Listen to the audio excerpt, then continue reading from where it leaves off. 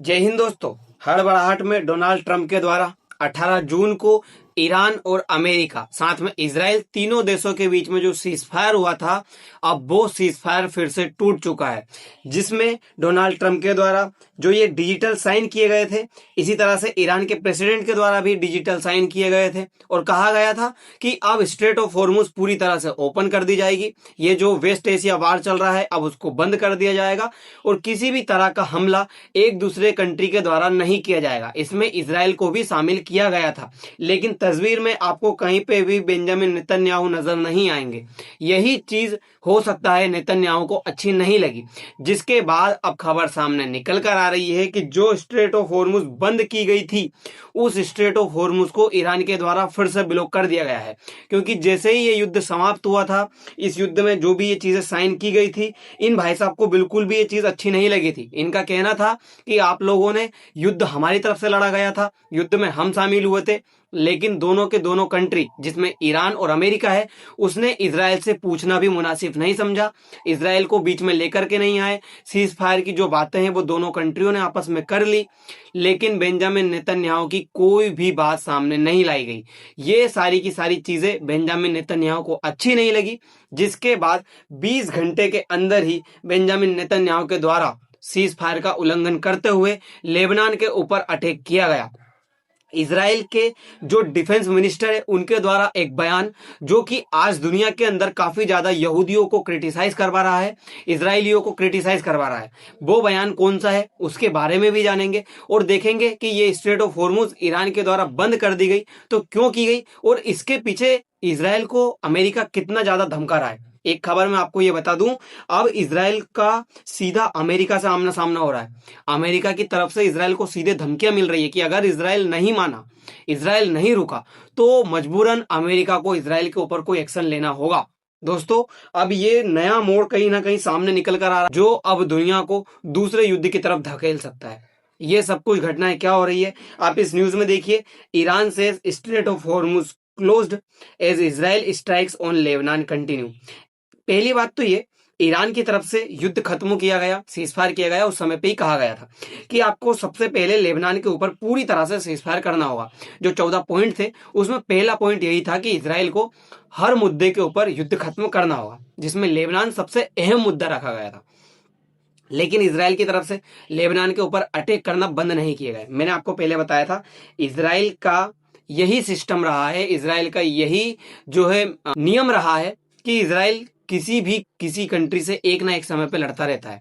उसका मानना है कि मैं सीधे तरीके से चुप नहीं बैठ सकता। जैसे घर में छोटे बच्चे होते हैं ना, उनको अगर सीधा पकड़ के बिठाया जाए तो वो सीधे नहीं बैठते, वो कुछ ना कुछ उल्टे काम करते रहते हैं। बस इजराइल भी उसी तरह का है। अगर इसको सीधे तरीके से बिठाया जाए, बिना लड़े एक जगह बिठाया जाए, तो इजराइल से बैठा नहीं जाता। इजराइल के अंदर, हम कहते हैं हमारे इंडिया के अंदर ही चुनाव के लिए कोई मुद्दा चाहिए जिसमें भारत पाकिस्तान युद्ध लेकर के आया जाता है बीच में, इजराइल के अंदर भी ये सिचुएशन है। इजराइल को भी युद्ध का एक मुद्दा चाहिए। इजराइल के अंदर अगर आपको चुनाव जीतना है तो आपको मुद्दा चाहिए ही चाहिए, और वो है वॉर। वॉर में आपको ईरान लेकर के आना पड़ेगा, कोई ना कोई मुस्लिम कंट्री लेकर के आना पड़ेगा। अरब स्प्रिंग जो है वो पूरी की पूरी इसी पे डिपेंड चल रही है। तो ये अभी तक इजराइल अपनी सारी जो लेगेसी है वो अभी तक लेकर के चल रहा है। इजराइल के अंदर बैठे हुए विपक्ष के जो भी नेता वगैरह है, उनका ये कहना है कि आप अगर युद्ध नहीं लड़ोगे तो आप चुनाव जीतोगे कैसे, उनका यही मानना है। दूसरी तरफ से जैसे ही ये इजराइल के द्वारा अटैक किया गया, जेडी वेंस बहुत ज्यादा गुस्से में नजर आए। जेडी वेंस के द्वारा सीधे सीधे धमकाया गया इजराइल को और कहा गया कि इजराइल अब तुम चुप बैठ जाओ, अगर तुम्हारी तरफ से हमला किया जाएगा तो हमें मजबूरन तुम्हारे ऊपर एक्शन लेना पड़ेगा। हमें मजबूरन तुमको जो ये सपोर्ट कर रहे हैं वेपन्स के मामले में, फिर बजट के मामले में, हर तरह से तो इजराइल का सपोर्ट अमेरिका करता है। इनका सीधा सीधा कहना है कि आज इजराइल का सहयोगी दुनिया के अंदर सिर्फ एक ही कंट्री और वो है अमेरिका। अगर इजराइल उस अमेरिका को ही खो देगा तो फिर इजराइल के पास बचेगा क्या। इजराइल को इस तरह से इनके द्वारा समझाया जा रहा है, लेकिन इजराइल समझने वाला है कहाँ। इजराइल को मतलब ही नहीं है, इजराइल को इनकी बातें सुननी ही नहीं है। इजराइल का कहना है कि मुझे तो युद्ध लड़ना है, और युद्ध लड़ना है लेबनानियों से, लेबनानियों को पूरी तरह से खत्म करना है, इजराइल का ये कहना है।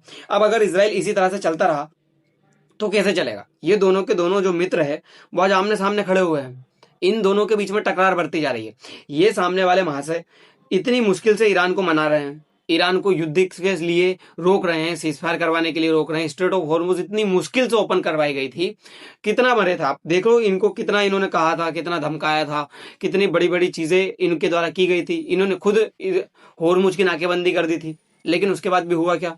आज ईरान को इतना मनाने के बाद, स्ट्रेट ऑफ हॉर्मुज ओपन करवाने के बाद इसराइल की तरफ से हमला किया जाता है और ईरान फिर वही सब कुछ कहता है कि अब स्ट्रेट ऑफ हॉर्मुज हम बंद नहीं करेंगे, स्ट्रेट ऑफ हॉर्मुज हम पूरी तरह से ब्लॉक कर दे रहे हैं।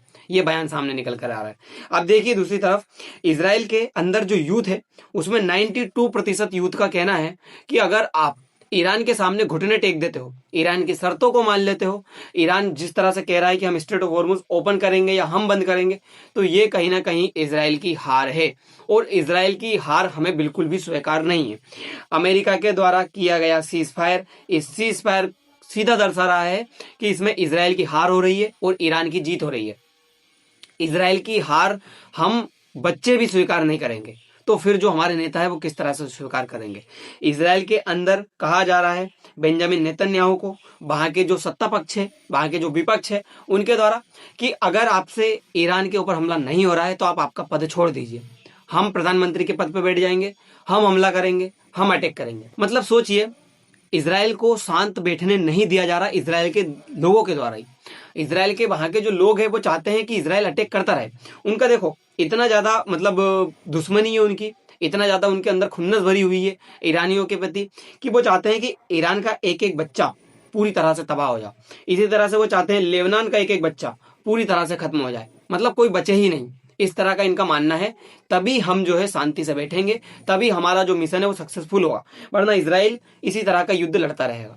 दोस्तों, G7 की मीटिंग होती है फ्रांस के अंदर डोनाल्ड ट्रंप के द्वारा। वर्साइल्स के अंदर 1919 में वुड्रो विल्सन के द्वारा प्रथम वर्ल्ड वार जब खत्म हुआ था, जो जर्मनी को सरेंडर करवाया गया था, और उसी सरेंडर कराने के लिए जो संधि साइन की गई थी वो इसी वर्साइल्स के अंदर की गई थी। तो मैं भी इसी तरह का ऐतिहासिक घटना जो है फिर से रिपीट कर देता हूँ। फिर से अगर खुद का नाम इतिहास में दर्ज हो जाता है तो मैं इस तरह का काम करता हूँ। तो डोनाल्ड ट्रंप के द्वारा वो काम किया गया। डोनाल्ड ट्रंप ने इमानुअल मैक्रोन के रहते हुए और जो मार्को रूबियो है, इनके बीच में जो डील है वो साइन की जाती है इलेक्ट्रॉनिक डिजिटल तरीके से। इसी तरह से ईरान के प्रेसिडेंट भी डील को साइन करते हैं और दोनों के बीच में सीजफायर हो जाता है, अनाउंसमेंट कर दी जाती है। लेकिन ईरान शर्त रखता है अगर लेबनान के ऊपर हमला किया गया तो फिर से सीजफायर खत्म हो जाएगा और हम स्ट्रेट ऑफ हॉर्मुज जो है वो ब्लॉक कर देंगे। लेकिन जैसे ही सीजफायर हुआ, स्ट्रेट ऑफ हॉर्मुज को ओपन किया गया, अमेरिका ने वहां से अपने 15 जहाज यहां से निकाल करके देखे, और जब 15 जहाज यहां से निकल गए तो अब अमेरिका को संतुष्टि हुई कि हाँ, अब स्ट्रेट ऑफ हॉर्मुज पूरी तरह से ओपन है। इन्होंने कह दिया था पूरी कंट्रियों से कि आप आपका जहाज से ऑयल यहाँ से लेकर के जा सकते हो, अपना ऑयल यहाँ से लेकर के जा सकते हो। इनके द्वारा ये सब कुछ कहा गया। भारत के भी बहुत सारे जहाज वहां से निकले, कोई दिक्कत नहीं गई, भारत के लिए रवाना हुए। लेकिन जैसे ही इजराइल के द्वारा अटैक फिर से किया गया, ईरान ने पूरी तरह से स्ट्रेट ऑफ हॉर्मुज ब्लॉक कर दी, IRGC ने बंद कर दी। इनके बीच में 19 जून को स्विट्जरलैंड के अंदर जो मीटिंग है वो होने वाली थी, वो पोस्टपोन की गई, फिर 21 जून को रखी गई।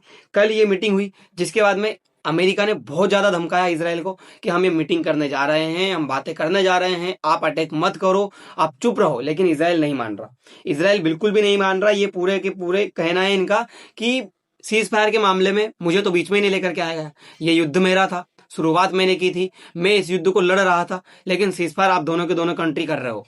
इसराइल को पूरी तरह से साइडलाइन कर दिया गया। अब मैं आपको दिखाता हूं इसराइल क्या चीज है। बस यही सब करके इन्होंने फिर से अटैक किया और आज विपक्ष इनका पीछा नहीं छोड़ रहा। विपक्ष इनके पीछे लगा हुआ है कि पूरी तरह से लेबनान को खत्म करो, पूरी तरह से ईरान को खत्म करो, उसके बाद में ही जो ये युद्ध है वो खत्म होगा, वरना ये सीजफायर करने का कोई मतलब नहीं है। ऐसे सीजफायर बहुत बार हो चुके हैं। इनके विपक्ष का ये कहना है। डोनाल्ड ट्रंप कह रहे हैं कि तुम मान जाओ, वरना जो तुम्हारा एक सहयोगी दोस्त बचा हुआ है, जो आज के टाइम पे अमेरिका तुम्हारी हेल्प कर रहा है, वो अमेरिका तुम्हारी हेल्प नहीं करेगा। ये देखिए, जेडी वेंस ने भी बहुत बुरी तरह से क्रिटिसाइज किया है इसराइल को। इनका कहना है कि अगर ऐसा दोस्त मेरे पास होता तो मैं उस दोस्त को कभी नहीं खोता, जैसा आज अमेरिका है।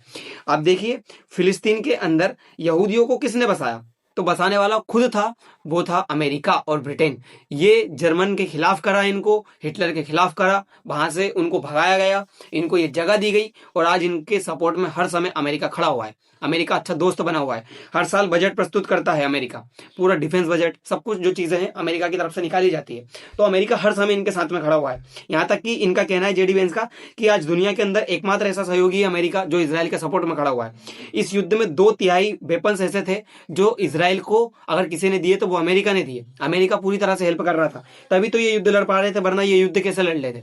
वहीं इसराइल के जो डिफेंस मिनिस्टर है उनके द्वारा एक ऐसा बयान दिया गया जो आज दुनिया के अंदर यहूदियों को क्रिटिसाइज करवा रहा है, पूरे के पूरे इसराइल को बदनाम करके रखा हुआ है।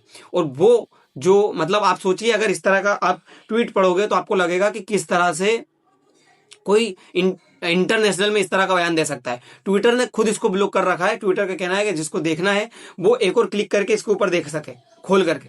सोचिए, ट्विटर तक इसको पूरी तरह शो नहीं कर रहा। इनके द्वारा कहा जाता है for every tear on an Israel mother, इसराइलियों की माँ का एक एक आंसू 1,000 लेबनान्स मदर मस्ट बी। अगर इसराइल की एक मदर रोई है तो लेबनान की 1000 मदर रोएंगी। All of Lebanon must burn, पूरे लेबनान को जलना होगा। सोचिए, इस तरह का बयान डिफेंस मिनिस्टर के द्वारा दिया जा रहा है इसराइल के। इनका कहना है with all due respect to American, हम अमेरिकन की रिस्पेक्ट करते हैं। Israel must make it clear to the entire world that the blood of our sons and the security of our citizen not for sale, all of Lebanon must burn. एक एक व्यक्ति के लिए, Israel के जो एक एक व्यक्ति की जान गई है उसके लिए पूरा का पूरा लेबनान जलेगा, उसके लिए पूरे लेबनान को जलना होगा। Our supreme duty is to protect the citizens of Israel and the soldier of the IDF, Israel defence force. सोचिए, एक एक सोल्जर्स के लिए भी वो लेबनान को जलाएंगे। इतना ज्यादा बयान जब दिया गया तो इटली के जो डिफेंस मिनिस्टर है उनका तो ये कहना है कि इन डिफेंस मिनिस्टर को बैन कर दो। ऐसे डिफेंस मिनिस्टर का होना पूरे दुनिया के लिए घातक है। इनकी इस तरह की अगर सोच है, जिनोसाइड वाली सोच है ये इनकी, तो ये पूरी तरह से बर्बाद कर देंगे हर कंट्री को। इनको पूरी तरह से बैन किया जाए। जैसे ये बयान आया उसके तुरंत बाद इसराइल की तरफ से अटैक किया जाता है और 20 लेबनानियों की डेथ हो जाती है। सोचिए, लेबनान के अंदर इस तरह से हमला किया जा रहा है, 20 लेबनानियों की डेथ हो रही है, कुछ ही घंटे में इसराइल की तरफ से हमला किया जा रहा है। तो ये कहीं ना कहीं हमला दर्शा रहा है कि इसराइल नहीं रुकने वाला। अब एक ही तरीका है कि अमेरिका को एक्शन ले और लेबनान रुक जाए, ये इसराइल है वो रुक जाए। जब ट्रम्प से पूछा गया कि क्या नेतन्याहू आपकी बात मानते हैं, तो ट्रम्प का कहना है हाँ, वो तो पूरी मेरी तरह से बात मानते हैं, मैं जैसा कहता हूँ वैसे ही करते हैं। तो इन्होंने बता दिया, बताता हूँ मैं आपको कि मैं आपकी कितनी बात मानता हूँ। बस अटैक कर दिया ये जैसे अटैक किया, अमेरिका की घनी बेइज्जती हुई। अमेरिका फिर क्या करता, अमेरिका के द्वारा धमकाना जरूरी था। इसराइल को अगर धमकाया नहीं जाएगा तो कैसे फिर ये युद्ध खत्म होगा। दोस्तों, अब देखना ये होगा कि स्ट्रेट ऑफ हॉर्मुज कितने दिन फिर बंद रहती है, ये युद्ध का क्या परमानेंट सोल्यूशन निकलता है और क्या इसराइल मानता है, क्योंकि अगर इसराइल नहीं माना तो समझ लीजिए ये युद्ध खत्म नहीं होगा, चलते ही रहेगा। दोस्तों, फिलहाल के लिए इतना ही, मिलते हैं अगले वीडियो में। धन्यवाद।